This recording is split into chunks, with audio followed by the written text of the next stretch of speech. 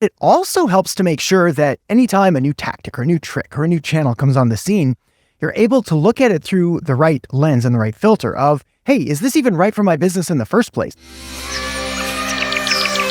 Today, I'm very excited to be joined by Adam Erhart. If you don't know who Adam is, he's a marketing strategist who helps small business owners and marketers grow highly profitable businesses. His YouTube channel contains hundreds of videos focused on marketing strategy. Adam, welcome back to the show. How are you doing today? Oh, Mike, I'm doing amazing. Thank you so much for having me back. I'm excited. I'm super excited to have you. Today, Adam and I are going to explore how to build a marketing plan that really works.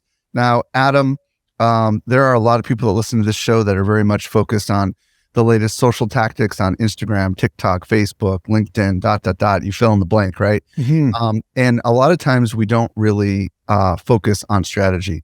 And I would love you to speak to those maybe who are just focused on doing the tasks.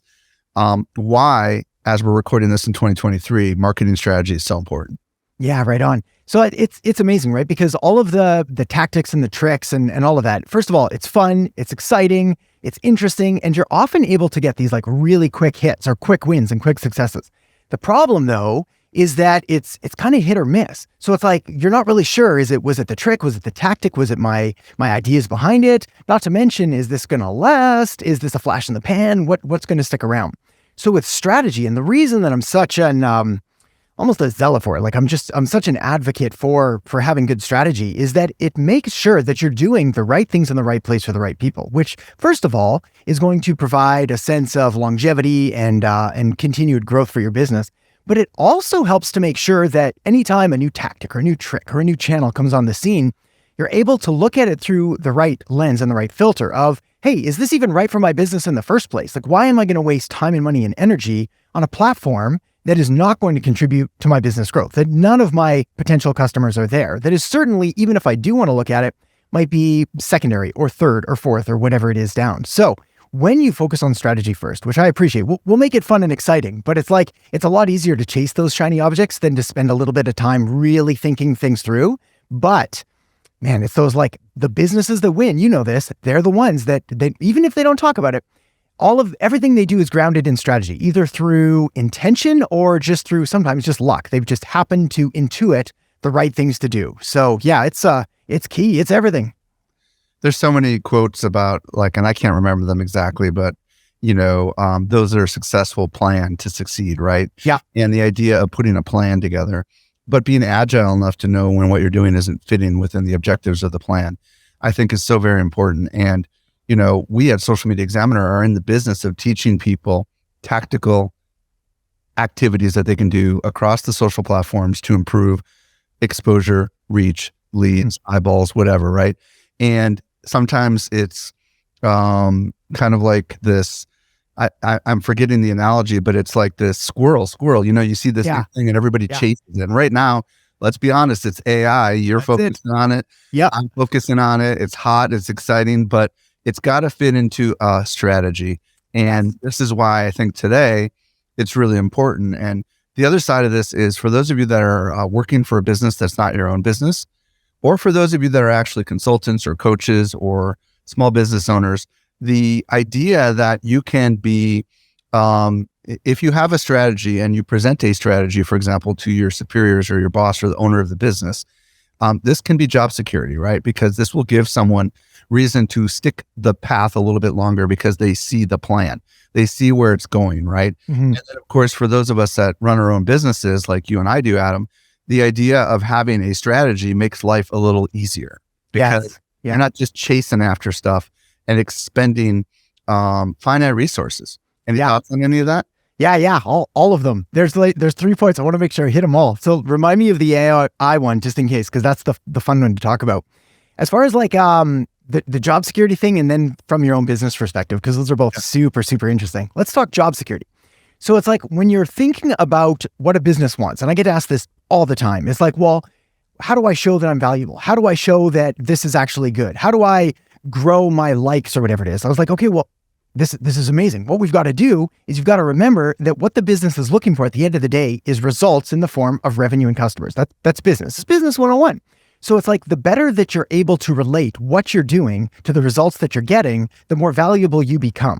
So we always have to do, it's like, well, they want to build our page up with likes. I was like, well, why? Why likes? Is that going to equate to a tangible benefit? And sometimes what often happens, especially with new marketers, is they just go out and they build a bunch of likes and they go back to the business and the business owner's like, great job, but we're not really making sales, so we're going to have to let you go. And it's like, okay, well, hang on. What if we just took a second and was like, well, how is this equating to actual revenue? And if you're the one to bring those questions up to a business owner, you immediately differentiate yourself between all of the other marketers out there. Now, as far as us as business owners go, man, it just makes all of those, like, we don't chase likes anymore because we know, and we're like, okay, well, we'll let them be a byproduct of the strategy that we're running, or we're going to do this engagement, or we're going to measure things, or we're going to make sure that we're accountable to what we're actually doing. So I don't know. I think you'd be crazy not to, if you own the business, to not be aware of what's important, what's not, what am I doing, how's this relating? And we can get as nerdy as we want, but it doesn't have to be. Like, it can be really simple. Now, AI. Yeah, so AI is fascinating, right? Because we're watching it blow up and ChatGPT is here and now Bing's got it rolling out and Google's having issues. Everybody's incorporating some element of it. And what's fascinating is the questions that I'm getting about, is this going to take over the world and replace all our jobs and this and that? And I was like, from a tactical perspective, probably some more than you would imagine. Yeah, but from a strategic perspective, not a chance. Like, who's programming the AI? Who's asking AI the right questions? Who's analyzing the AI's responses to figure out, is this even good? Is it terrible? I mean, some of the things that we've seen, I'm sure they're amazing, and some of them are crazy bad. Like, they're just terrible. So it's like, we would never put that on our page. So yeah, I think there's always a need for creative and strategic thinking, which is what this is about. Awesome. All right. So now that everybody's persuaded the value of strategy, I would love at a high level to hear what your strategy is. And we're going to break down the pieces of it in a little bit, but at a macro level, at a high level, what is your strategy? Yeah. So the main strategy that I use, I call the marketing master plan. And it's a combination of different pieces that are obviously strategic, but incredibly sequential. So what ends up happening is that, again, when we're talking about tactics and trying this and trying that, that's where a lot of people start, which is sort of the media thing. And we'll talk about that later down here. But what we need to do is we need to start right at the beginning and build the pieces, because they're all going to layer on top of each other. And when we do that, we ensure that we're doing the right things in the right place for the right people. We're doing it for the right time. Everything just lines up and your life gets, it sounds like such a hypey marketing claim to make, but it's like your life gets easier and better and you make more money and you do less work because you're focusing on that, like the 20% of things that get you 80% of the results, rather than just spreading yourself everywhere and running around with your hair on fire. Okay. So the marketing master plan is what we're going to talk about today. What's the first part of first stage, first, whatever we want to call it? What's the first part? Yeah. So the very first part of it is the model. So this is essentially what you do, how you provide value to your customers. Why are they going to care? What is the thing that we're offering them? All of the things that go into essentially your business and how it operates. Again, when we look at businesses, what we often see is that whether they're selling products or services, they've got a string of things that have either been slowly added to and not, or just they've kept doing them and they probably shouldn't be. And there's normally one or two main revenue drivers. So we've got to figure out what those are. We've got to figure out, if that's what we're selling, and we'll talk about who we're selling to next, how are we going to position this? How are we going to differentiate it? What's our unique selling proposition? All of those kind of like basic marketing terms of segmentation and positioning ourselves in the market. That's step one, really figuring out what we do. Like, why are we doing this in the first place? Okay, give us an example. Maybe use your own business as an example. Yeah, right on. So it's like over the years, I've done a lot of different things that have evolved and moved through. So it's like when I first started, it was web design. Then I realized nobody could find the sites, did SEO, and then wanted more traffic. So it was all about social media, then paid ads to get even more. But over time, I realized that as the business evolved and as I learned more about the clients that I was serving, certain things didn't make sense. So it no longer made sense for me to say offer web design because we weren't getting the results there. But then SEO worked really well. Okay, SEO, but then we found that it worked best with local. And we started moving more to online businesses. So that had to go. So we slowly pivoted and evolved. Whereas if I kept myself as this general marketing agency, which is what most people do, you end up doing a little bit of web design, a little bit of this, a little bit of that. You never really become an expert. So for me personally, where my business really took off was when I focused in on, it was mostly Facebook ads at the time, many moons ago. And it was all Facebook ads for online businesses, and we were generating leads. And then I got a name in the industry, and that's where I made a lot of the connections, the networks, and a lot of our mutual friends. And then slowly again, it evolved. We stopped doing that. We started doing other things, but we've got to be clear because we can't offer this thing and that thing and that thing, and then be muddy because then we're not going to be able to be clear about who we're doing it for and why they should even care because there's a million people that look just like us. So differentiation is a big one, and then also focus. Okay, so for those that are listening right now that offer lots of different products to lots of different types of customers, my guess is if you're going to come up with a marketing plan, you probably should go after one product or one segment of the industry with this particular marketing plan, right? Because like you said, there's plenty of businesses that sell a variety of different products. Some may be large businesses, some may be small businesses, right? Like you take a really big business like Apple, Apple's providing stuff to the United States government is my guess. They're probably providing stuff to consumers. They probably got a business division, right? And in that case, they've got probably a different marketing strategy for each of those different niches. Is that fair to say? Totally, yeah. And what's interesting about Apple as well, actually, so many good points there, Mike. So it's like, number one, what's interesting about Apple is that if you track back through their history and like when Steve Jobs came in and whatever, and they slashed their product line, I think it was like 6-1. So they had everything. They had printers and all kinds of different network stuff. Right. And it's like everything goes. And everybody thought it was nuts.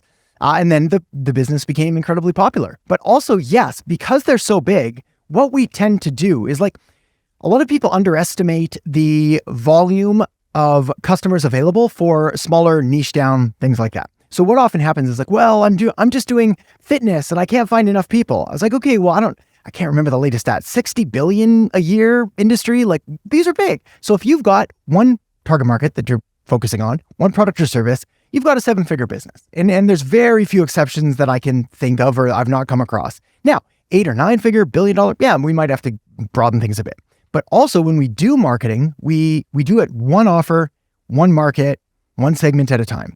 Because otherwise our message becomes broad and bland and vanilla. And we start saying things like, we have better service. I was like you and everybody else. So it's like, we've got to get clear on what we do and who we do it for. So yes, you can have more things, but you're going to have to then pick and focus where you want to start, and everything has to be streamlined.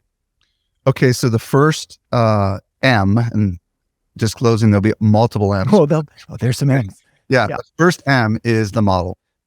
And that's where we have to ask ourselves, all right, what do we do? Who do we do it for? And what are we, why do they care, right? This is very fundamental, very basic marketing 101. Most marketers are going to understand this, right? And the presumption is that most people that are listening right now have kind of already figured out their business model really is what we mean by model. Is that hearing you say? Very much, yeah. And then also, we'll talk more about like how we're going to structure it all later. But yes, what is our model and what are the main things that we focus on and how are they put together? Do we have upsells, downsells, cross-sells? Do we have this margin? Do we have that? Is this profitable? Is it not? Because again, we're going to have to pick one thing to focus on and build this out. And then we can come back and do it again. Again, the larger the company, the more you might have. But yeah, we got to get clear.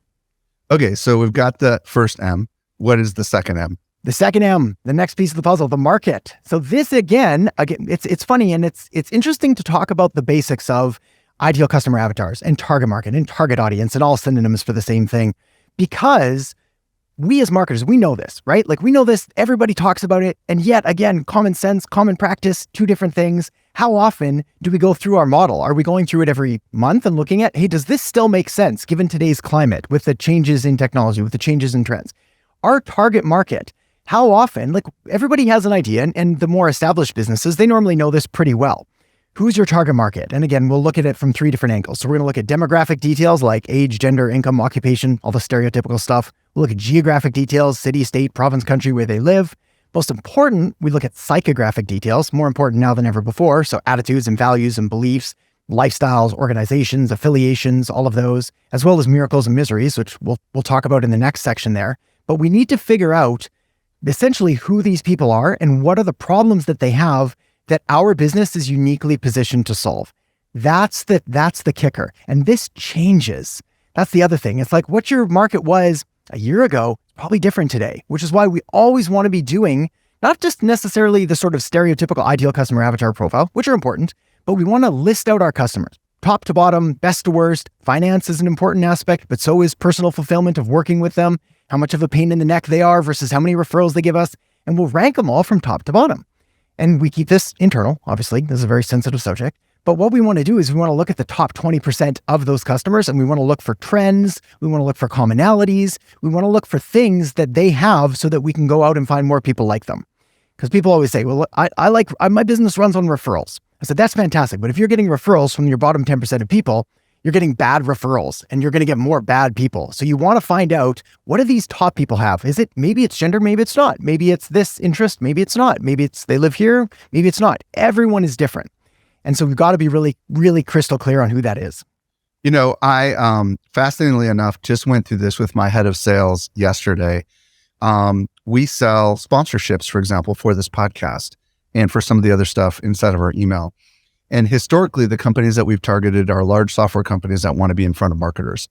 And I had this crazy idea that there's this low-hanging opportunity for us to target consultants, trainers, coaches, and freelancers, because many of them are the kinds of people that have been on this podcast. They've told us that they've gotten a lot of opportunity from being on this podcast.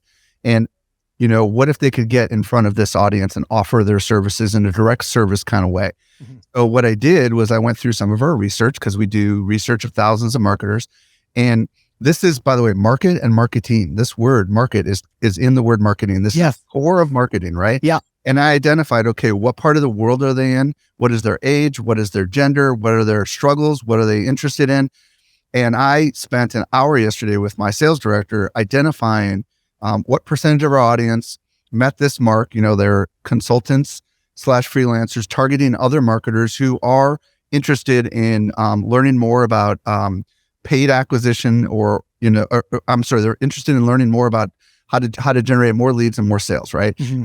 And I narrowed it down based on our data study that we've done to a segment of this audience. And I was able to look at the demographics and identify, okay, this percentage of them are in America. This is what they look like. This is what their struggle is. Mm-hmm. And then I said to my salesperson, okay, you're going to be at Social Media Marketing World, and we're recording this before Social Media Marketing World. Your mission is to take your sales team and meet people like this and have conversations with them to test the assumption to see whether this audience is even interested in the services that we have to offer. Yeah. And if it doesn't work, it doesn't work. But this is I looked at this as an opportunity to find a new market for an existing product that we already sold. Thoughts on that?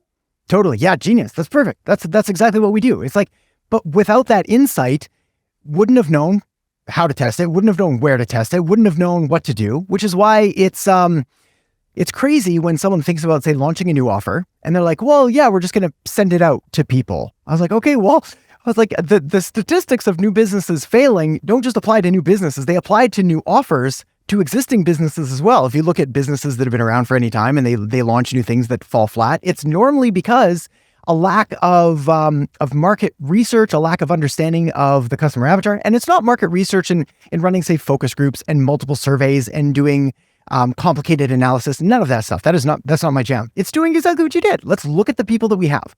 Let's find the things that they need. Let's connect the dots. I mean, as business owners, what we do is we solve problems. So it's like, okay, well, we have a problem. We've identified there's a market. And I love that you said market's part of marketing. I underline that word. It's in like all of my videos. It's the bane of my existence is when someone starts with anything other than knowing who your market is. But yes, that's it. And then we go out there and we say, hey, is this something that you'd be interested in? Would you not? How do we get the highest level of buy-in with the least level of commitment in order to test, right? Because talk is cheap, but can we get them to do this or sign up? Maybe there's a wait list. Yeah, you do assumption testing, right? Because you don't really know if they're interested in what you have to offer, right? Yeah. So why would you sink all of this time and money and energy into an offer, or like we'll talk about later, into a platform and into a tactic, into a trick, if you don't even have a clue what it's about? And I mean, Mike, you said it took an hour, right? Like an hour to potentially generate XYZ amount of revenue. So it's like these are good returns on our time. If not the best returns, is just some solid thinking and strategic conversations. Yeah. Yeah. And by the way, this is so important for so many people listening right now that are struggling to sell whatever it is they're selling. It may be that they're targeting the wrong market, right? It may be their presupposition about who they thought would buy this product has changed, right? Because of the nature of the industry might have changed. Maybe they've got a lot more competition, or maybe the interest level in audience X and product Y is waning. You know what I mean? So maybe you find a new audience for the very same product, which is exactly what we're trying to do. Like I've told my team, we're not going to create any new products for this new audience until we can prove to us that we can sell this audience some of our existing products, Totally. Because we've got an audience and we've got to target from within the audience, which we've already own, if you will. Yeah. Yeah. So on that one, it's like, yes, what we can do is we can find a new audience. The other thing that we can do is we can reframe and reposition the offer that we have for the audience that we want to target. Because what ends up happening, and this is sort of, we'll talk more about this in our next M, but it's like You want to just go to the next M? Well, I think we just dive right in. Yeah. Okay, go to the next M. The next M, the message. So what we need is again, if you think about this, and we'll make sure that everything's sort of like, you want to visualize this. We go model, then we go market, then we go message. It has to work sequentially. Because if you just go out there, and this is a good example, I'm going to hire a copywriter, and you get the best copywriter in the world. They're going to ask you some of these questions, but you're going to need to know the answers. So it's like, who's your market? What are their pains? What do they want? How do they do this? Because you can't just write good copy. Like, good copy is relatable, and it's sort of relevant to them and to their needs and to their problems. So the next step, the message, this is what I really call their miracles and their miseries. And so we've got to dig deep into who the market is, and we've got to figure out their miracles, which are their wants, their dreams, their desires, their goals, their aspirations, all the things that occur on the other side here. And then their miseries are all of their pains and their fears and their frustrations and their problems, all of the things that they're at in their current life. Now, this is where things get really good. Between their miracles and miseries, there's a bridge. And your job is to help them cross that bridge away from their miseries and towards their miracles. Get them away from the bad stuff and towards the good stuff. And the better and the more clear and the more compelling you're able to make that message, the better your marketing and your business will do. Period. Full stop. Like, if you can just figure out what problems your market has, where they want to get to, and how to position your message, your offer as the solution to that, that's it. And it's shocking how many times I'll see someone with a really good service, a really good product, a really good market that's perfect, and they're just positioning it wrong. They're solving a problem that this market A doesn't have, or B has, but just doesn't care about. This is not what, I mean, it's a gross term, but like the bleeding neck problem, the thing I need solved right now. It's like, that's what we have to go for. We have to find the thing that they're willing to take action on. And then we've got to communicate it, which is, again, where all of the messaging comes in. Let's talk a little bit about miseries. Maybe you can give some examples, and then we can talk a little bit about miracles. Just because I want to slow the conversation down a little bit here, because this is an area where a lot of people struggle, and this is an area where you could have the right market, and you could have the wrong message, and that could be one of your problems, right? Yeah, and in fact, that's one of the biggest ones. In fact, if I had to pick something, especially for an established business that knows who they are and knows what they're doing, the time that I would spend the thing I would spend the most amount of time on is on the messaging. And it's unclear, it's not compelling, it's not relatable. So they're using words or jargon or things that don't make sense. Essentially, what I like to say is we want to prioritize clarity over creativity. So there's a spot to be cute and clever and fun and all that, but it's like way down the line. And it's once you've nailed your message so I call it the clear offer formula, which is like, we help X do Y so you can Z without W. And it's essentially, we help this kind of target market do this kind of, by doing this thing so they can get this thing without this other thing that they don't want. So if you're fitness or health coaching, it's like, well, we could help new moms get back into shape while enjoying the foods they like without having to spend hours in the gym. If we're helping businesses grow, we say we help businesses generate 100 new leads a week without paid ads so you can close 50% more sales without needing an expensive sales team, or whatever it is. So everyone's going to be different. There is no, again, one size fits all, and this is going to adapt because you're going to be listening to your market. You'll be like, oh, they don't care about leads. They just care about sales. Okay. We help new businesses generate sales. It's the same thing. You're not changing your offer in any way. You're just changing the frame and the position so that you're using the language that your market uses, which is why this is my top market research hack. And I get a lot of kickback on this one, but it's a good one. You go to Amazon and you buy the books about your target market and you read them. I'm not even kidding. It's like, if say you're doing nutrition coaching, you go to Amazon, you type in nutrition coaching, you buy 10 books on Kindle for $10 a pop. You read through them. You're going to know the words they use. You're going to know the problems. You're going to know the language and how they refer to it. Do they call it fat loss? Do they call it weight loss? Do they call it fitness? Do they call it health? All same things, but just positioned different ways. And if you're using the wrong word, you become irrelevant. They just sort of ignore you. You're like, oh, you don't get it. You're not one of us. And that's the worst thing. You want to be in that tribe. I'd love to talk about miseries just a little bit. What are some, I'll give an example of a misery. I was watching a TV show about security hacks, and they were talking about how easy people throw people in the stuff in the trash. that's got their bank account numbers and stuff on it. So they said the easiest thing to do is go get a shredder. So I went on Amazon and I started researching shredders. Yeah. And I was sold on the shredder that put it in little tiny pieces, because I hypothesized in my head, no criminal is going to have time to take these, instead of the long shreds, the little tiny shreds. Yes. And then I ended up buying, one off of Amazon, and I had it to my house the next day, because my fear was that I'm throwing away financial stuff in the circular can that's getting out to the trash on the curb. Yeah. They're not shredding it. And the solution in this particular case was to get a shredder. And now I don't have that fear anymore. Perfect. That's a super little example, but what are some other examples of miseries that you see people doing, maybe even in the marketing world? Yeah. Well, let's do the marketing world in a second, because I like the shredder one. Okay. The shredder one's really interesting to me because as my brain as a marketer, we can't not go there. But it's like there's so many different angles, right? So it's like, how would I approach this? Well, first of all, we'd have to look at how aware you are of the problem. Right. So it's like, okay, so I can't sell a shredder to someone that isn't aware of that problem, which is what a lot of businesses do. Is they're like, you need a shredder because of this. And they're like, I don't even know what that is and I don't care. And that's not a thing. So it's like, okay, we have to get someone further down the awareness spectrum of like, okay, hang on. Identity theft is real. They're going through my trash in the middle of the night and they're stealing everything I own. So it's like, okay, cool. So now we've got that. You have a fear. I don't need to create it in you, which is not my job as a marketer. My job as a marketer is to tap into existing demand, not to try to create it. So it's like, I know who you are. This is the problem you have. Okay, here's the deal. Most shredders shred like this. Sounds good, but what you don't know is that with enough time and patience, you can actually piece together all of these. And I'd use visuals. I'd show the shredding things.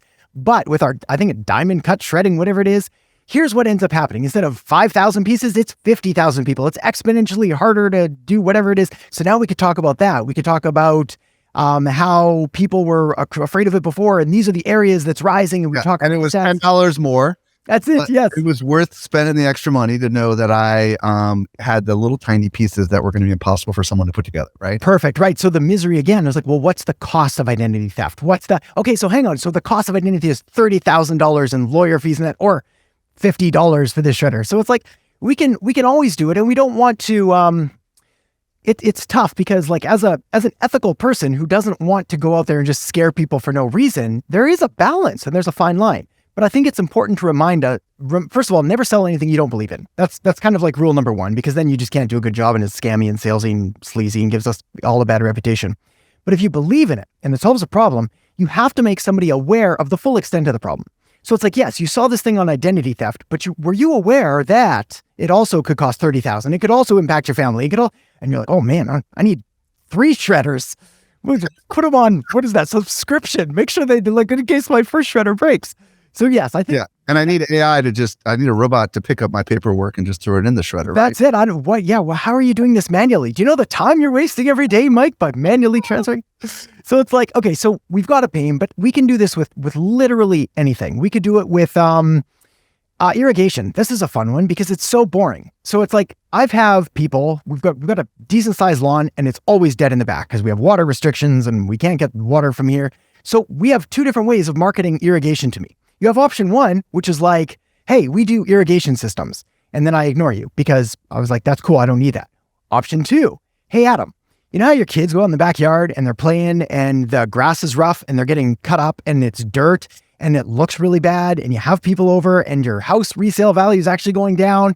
We could fix all of that in one day, literally one day. And all you have to do is press a button. You have green grass for the rest of your life or whatever it is. I was like, okay, now you got me. But look, I don't even know whatever that cost is, sign me up. But I was like, but to tell me you're going to put in sprinklers, I was like, I got a sprinkler. I'll be fine.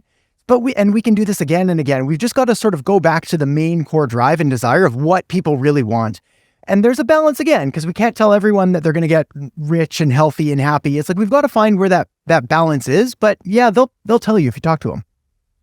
Okay, so we've got the first stage is model. The second stage is market.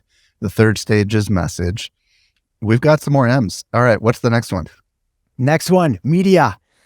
Media. This is the cure, the antidote to ending up in what I call the marketing wasteland. And the marketing wasteland is those channels and those platforms and those places where none of your market is active and present. This is, it's funny. This is the core piece that led me to develop this strategy and framework in the very first place, because I kept getting people saying, Adam, what do you think about Twitter? What do you think about Facebook? What do you think about Instagram? What do you think about YouTube? What do you think about Pinterest? What do you think about whatever? And it was always like, what's your business? Who's your market? What do you do? And they didn't know those answers. They were asking for this general question on a new platform. And the answer is it's subjective to your model, to your market, to your message. All of these media channels, whether we're talking email or direct mail, different social media things, all of them are vehicles. They're tools to help us deliver a message. But we need to make sure that our people are there. So the big thing for me, the big question is, where is your target market present and active online? That's it. Now, this is an easy question because fortunately we did our ideal customer avatar. All we're going to do is we're going to look up, obviously, a report. We'll go to Google, we'll look up social media demographics, and we're literally just going to pick, hey, men between the ages of 18 and 24 here, women between the ages of 35 and 44 here, this and this. We don't need to be perfect. It's good enough. Thankfully, we have less social media channels and they're relatively entrenched right now. We know who our big four are. We know what the main channels are. You can pretty much find your people on all of them. So then we do need to be a little more contextual. Okay, well, what kind of content you want to create? What's your strategy going to look like? Are we doing short form, long form? What does that variation look like? But it just makes things infinitely more clear because often what ends up happening is you get, whether you're working for someone or you're working for yourself, someone says, you need to be on this. And then you're like, oh, I'm missing out. I got to go on that. And then you go on that and it doesn't work. And you don't know if it's because you're doing things wrong, because you're not even in the right place. There's too many variables. You don't have any control. So it's kind of like doing a scientific experiment and all of the variables are open. You're like, I'm not even sure. And then people get overwhelmed. Okay. So, fascinating. We're recording this in 2023. Facebook has 2 billion daily active users. YouTube has something close to that at a monthly active level. Those are the two really, really, really big ones. Instagram also has 2 billion monthly active. So what do you do when you have choices that are that big and you know your customers spread across all of them? Do you go after all of them? What's your thoughts when we're talking about media and social? Yeah. Well, with social's my favorite, right? Because it's so... First of all, it's free in the organic sense of it. And obviously another factor in media is like, what are we going to do organic? What are we going to do paid? Which is why, so here's all the questions that people really need to ask themselves is we've got to figure out, first of all, where are my people? And like you said, Mike, yeah, they're on Facebook, they're on Instagram, and they're on YouTube. It's like, we know they're there. So we're probably starting there. Now, if we're B2B, we might look at LinkedIn. If we're more tech in certain aspects, we might look at Twitter as well. But it's like, we're going to stick with pretty much, say, Facebook, Instagram, and YouTube. The other factor is we also want to look at Google, which is less social, but still has an aspect of search, because we do need to decide, do we have a search-based channel or a search-based platform where are people actively seeking it out? Or do we have more of a discovery-based platform where we can say, hey, people that are interested in this would probably like this. So we do need to separate those. That said, you can't go wrong with Facebook, Instagram, or YouTube. So you do need to decide on where you're going to start and if you're going to do organic or paid, and then what kind of content you want to create. So if you're happy to lean into more the paid side of it, it's hard not to say Facebook ads. Everybody bashes them about iOS 14 and the tracking and the pixels. Fact is, you can get great results. People still are. We just use meta sources instead of your sources. We use instant forms and we use lead gen ads instead of lead ads instead of what we used to do, which was more conversion-based ads. So we pivot. If you're doing organic, obviously, it's funny. I used to say I'm biased. Now I think I'm pretty agnostic with the platforms. I'll go where we get the best results. So YouTube is basically impossible to argue with. That said, there's a barrier to entry there, and there's a learning curve, and there's a time and energy and money investment that a lot of businesses may not be willing to make, especially for the payoff that is not going to occur in the next 3 months, 6 months, unless you're dialed in and you know exactly what you're doing video marketing and YouTube wise. So for most people, it's pretty much, I'll steer them towards Facebook and Instagram, and then we'll look at it depending on if they're a more visual brand, if they don't mind running ads, what kind of content they want to do. Yeah, there's cool options. Yeah, and we should probably talk a little bit about the algorithms here as well, because in particular, obviously YouTube, we'll talk about medium and also reach. So YouTube is pretty much a video platform, full stop. That's what they are, right? So you're not going to be going on there and doing the written word. Instagram is pretty much a video platform as well. Less photography, more video. Facebook is the only one of the three that we've mentioned here as the big ones that allows you to do multimedia, right? So you can do the written word for sure on Facebook. You can do very long, rich posts on Facebook. You cannot do that on really any of the other platforms except for LinkedIn. And so you have to ask yourself, like, what kind of media am I willing to create? If I'm creating a visual, non-video media, it's pretty much Facebook and Instagram, right? But if I'm doing video, then it's all of them, right? And in that particular case, you could, for example, use Reels and Shorts and kind of multi-purpose across YouTube and Instagram and Facebook and find yourself successful. So I think there's a part of this where we have to process what kind of content are we creating? If we're creating audio, well, then guess what? You're talking about podcasting. Yes. Right? Yeah. And YouTube is starting to embrace podcasting, which is the reason we record this as video. Yeah. Those that are listening on the podcast. But it's pretty much just podcasting, right? So you have to ask yourself. And then, of course, the other thing about audio is that you can repurpose that into the written word fairly easily and hope that that ranks inside of Google search. So there is a little bit of like, all right, where is our content creation superpower inside of our entity? Would you find that to be fair? Yeah, totally. It's so I do have a bias in that if we are going to look at certain kinds of media, there's kind of a hierarchy of the value that you're going to get from each one. There's also different ones so there's 2 points I want to unpack. Long form versus short form. That's the big one. So it's like right now in 2023, AI is everywhere. Short form is everywhere. TikTok started the revolution. Actually, you could argue Snapchat and Vine and whatever, but whatever the case, TikTok is sort of where. Sure.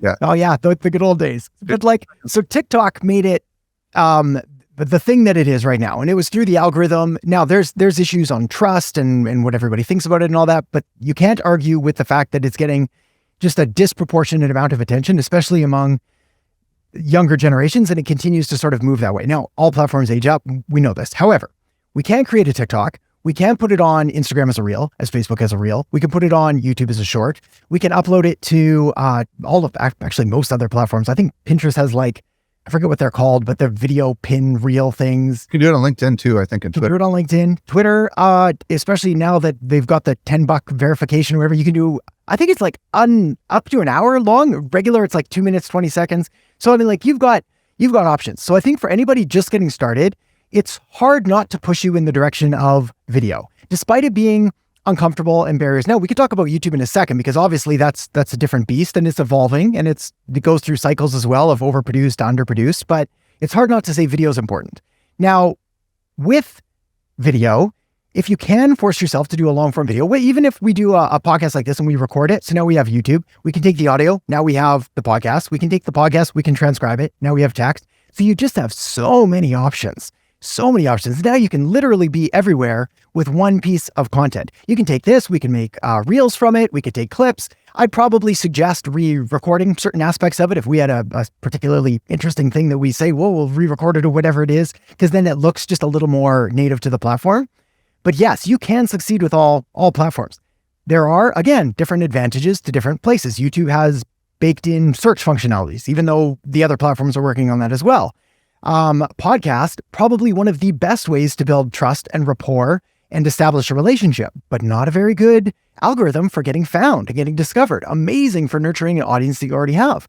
Short form content, great for getting in front of new people, but how well that translates to long form content, YouTube's working on the algorithm now. It's not perfect. Plus, there's still going to be divisions of people that are solely short form content viewers. And again, depending on your goals, if that's to grow your business, you're going to need a lot of views, because there's only so much relationship and value you can do in 20 to 30 seconds opposed to 20, 30 minutes or an hour. Okay. So, and we could talk for a long time about this, but we have a model that we're going through. And the first stage is the market. The second stage is the message. The third stage is the media. And the fourth stage is, did I skip one? We got model, market, message, media. Okay. And now we're about to go to the next. Correct. Go ahead. Yes, the next one is the machine. This is the thing that puts it all together. So for all of our fellow marketers listening, this is the marketing funnel, the sales funnel, the customer journey. For anybody unfamiliar or brand new to marketing, this is essentially the process that someone goes through from having no idea who you are all the way through to becoming a lifelong loyal customer that loves you, loves what you do. Now, there's two ways to build a marketing funnel, the right way and the wrong way. So the wrong way is where you sit down, you're like, we need this, and we need a lead magnet, and we need a landing page that looks like this, and we need this, and we need that, and maybe we'll do a webinar, and we'll do a VSL, and all of those things. The right way is when we start at the end and then we reverse engineer the process. And this can happen for a local business that's selling ice cream. It can happen for coaching, a consulting business, a course business, whatever it is, because all we do is we start at the end, which is where do we want people to be? And maybe it's in a mastermind, maybe it's in a back-end offer, maybe it's whatever it is. And then we'll reverse, okay, well, for them to get there, what did they have to do before that? Oh, they needed to join the main program. Okay, for them to get there, where did they need to do before that? Oh, they needed a sales call. Okay, how did they get on the sales call? They need to watch a webinar. How do they get on a webinar? And we'll just put the pieces together. Now, 9 times out of 10, we're going to come down to a very basic standard funnel of like, yeah, we're going to probably run some kind of a traffic. Maybe it's organic or paid. We're going to run them to a lead magnet. On the thank you page, we may or may not offer the ability to engage in something else like perhaps a tripwire, but more than likely now some kind of extended training like a webinar. From there, we'll probably present a sales call with an application form, with a calendar booking. That'll take them through, et cetera, et cetera. So every different business is going to have a different-ish sales funnel and what that looks like. But everybody, whether you know it or not, everyone has a sales funnel, because even if somebody walks down the street and they see your ice cream store sign and they walk in and they sample a flavor and then they buy a cone, well, that's a funnel. It's like they went from sign to sample to conversion. Do we offer them an upsell? Do we have this? Do we have a frequent ice cream purchase pack? I don't know. I'm thinking of ice cream. It's freezing right now, but like regardless, everybody's got one. So it makes sense to know what it is and then to engineer it so you can start looking at metrics and you can start to see, okay, people are signing up for a lead magnet, then they're signing up here, but no one is converting on this page, or no one's converting in emails, or our emails have atrocious open rates, or this, then we can fix that rather than just looking at the whole thing and throwing your hands up in the air and saying, no, marketing's too hard. Yeah. And folks, when I last had Adam on the show, he talked about how to create a psychology-driven organic marketing funnel. Psychology-driven organic marketing funnel, socialmediaexaminer.com/473. You won't find that on YouTube because we weren't doing YouTube back then, but you will find that in audio and written form if you want to like dig deeper. So this is really interesting because, you know, there's so many different pieces here, right? First, we've got this model, then market, then message, then media, and then machine. And it's like any one of them could be out of whack, right? So many times people go right to the machine, right? They go right to the funnel. Yeah. And they say, okay, I've got a funnel problem. When they realize, no, I mean, if they reverse engineer all of this a little bit, actually, no, maybe the issue isn't the funnel. Maybe it's just, I'm not in the right place with my content, right? I'm not where my ideal customers are. And therefore there's not a good thing to feed the machine, right? Yes. Or the message sucks and it's not converting very well, right? So what I love about this strategy is it's simplistic. We're taking something that's very, very complex and we're radically simplifying it with these 4 M's. But this last stage is really where you can dial it in. Is that right? I mean, this is where small tweaks in the machine, assuming everything else is correct. And just like any other machine, you've got to actually go and make sure all your gears are greased up and you got to make sure everybody's doing their little part, right? Because any little thing along the way in this model could break and then all the thing falls apart. Yeah, 100%. Like that's literally it, is that if we look at everything, and the reason that it's funny, it took, I went through this for many years. This is sort of like, it is so simple, but again, if we do it the wrong way, or we put a piece out of, it just doesn't matter. So it's, again, when I'll look at, like, someone will say, hey, my Facebook ad isn't converting. I'll say, okay, that's a big ask. It's like, we got a lot of stuff that we could look at. Like, what's the model, the market, the message, the media? Are we even in the right place? How does it look? Like, it's so much more than just saying, oh, you need traffic instead of engagement conversion. Because those are the small things. Again, if we look at it from the Pareto's principle of the 80-20, these are the small things at the end of the day that only work once everything else is in place. So we could build a funnel to an offer that nobody wants. We could put it in front of people that don't care. We could say it in a way that just is irrelevant to them or doesn't get them to take action. But you could have all of the other pieces right, and then your funnel could be relatively rudimentary and you're still going to be okay. We've all seen that, where it's like you see a business that quote unquote claims they don't do marketing. And they probably don't, but they've intuited their way into it. So they're still doing it, just not aggressively. So their funnel is just the natural byproduct of it, but because their model's dialed in, they know exactly who their customers are. This is what's interesting when you watch somebody that has a passion for anything. fitness, art, et cetera, they know that business inside and out. They know their customers, they know their problems because they are that person. They start a business and they're successful. It's because they know everything about it. They know where people go to buy things. They know the thought process behind it. So they've sort of, again, intuited it. And it makes anybody else that's offering any new offer, whatever, think that it looks simple. And it's because they've already done all of that background. So yes, we've got to do all the background, whether you've done it naturally or without being fully aware that you've even done it. It has to be done. And then yes, when we get to the funnel, this is where the nerdy marketer in me gets excited, because this is where we make those small tweaks that just blow up businesses, because we can figure out, okay, well, if we can increase conversion rate from 20% to 40%, well, we can double things. What if we take our sales close ratio from 1 in 4 to 1 in 2? We can double it again. What if we increase our leads just by literally, because our funnel works fine and we're profitable, we have a positive ROI. Now, what if instead of spending 1,000, we spend 2,000? Oh, wait a sec, we doubled. What about 20,000? What about 30,000? What if we look at other platforms? Because obviously we'll have diminishing returns. Now we can turn 6-figure businesses into 7 and 7 into 8. We can scale 8 figures to 9. It's like we just have this ridiculous amount of power. And I think what happens is, I certainly bought into this over a decade ago when I first got into marketing, is you look at these things, you're like, these are wizards. How are they doing this? And you're like, okay, well, hang on. We've got to make sure all the fundamentals are in place first, because you can't just spend hundreds of thousands of dollars on bad offers, because you'll go out of business too quick. But yeah, that's where I get excited. Well, first of all, Adam, this has been absolutely amazing. If people want to connect with you on a preferred social platform, where do you want to send them? And if they want to find out more about you and the services you offer, where would they go? Yeah, so the best place to find me is on YouTube. If you're watching this right now, you can find it somewhere around. So just look for Adam Erhart and you'll find me there. And otherwise, adamerhart.com is another great website. But yeah, you'll find me on either of those, likely YouTube. Awesome. Folks that are listening, Erhart is Erhart. Adam Erhart, thank you so much for coming on today. We're better because of it. Mike, I appreciate you having me back. It was a blast talking to you. Thanks so much.